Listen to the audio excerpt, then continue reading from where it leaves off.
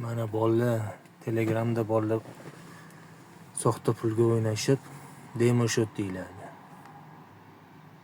O'shani kompaniyadan, menejerlardan sotib olishadi. Keyin haqiqiy pulda o'ynaganda o'ynashadi.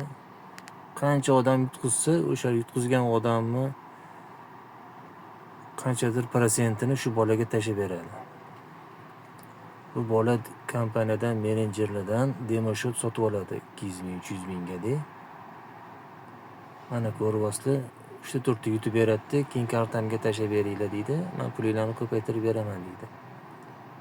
Shu bilan uxlab ketasizlar. Bu demo shotda o'ynab yutqizadi, mana yutqizdim deydi. Shu bilan pulinglar uxlaydi. Mana o'sha bola bilan yozishdim.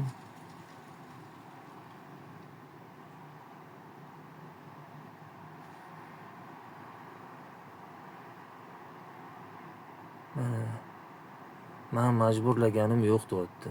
Demo shotni o'rgating deyapman. Uni oladi aka deyapti, kompaniyadan oladi deyapti. Summasi 300 ming deyapti. Ular bu bolani shotiga demo shot pul tashab beradi. Bu bola u shotdan yecha olmaydi hisobiga. Faqat o'ynab xolasa yutqizadi, xolasa yutadi. Mana shunaqa qilib pul ishlaydi bolalar.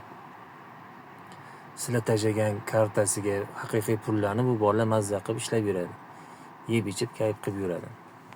Demo shotda bir ikkita o'ynab ko'rsatadi, yutqizgandan keyin mana yutqazdim, pulinglar oqib ketdi deydi. Shu bilan uxlab ketasizlar.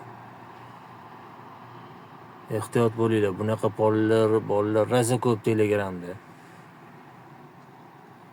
Bittasini ushladim, mana mashinnik, hammasi mashinnik.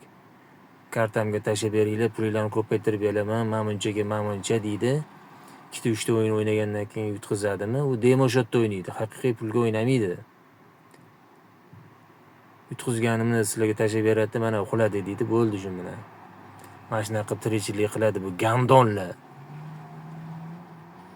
Ehtiyot bo'linglar. Men ham yedim shularga qo'shilib. Ancha-muncha pulni yedim.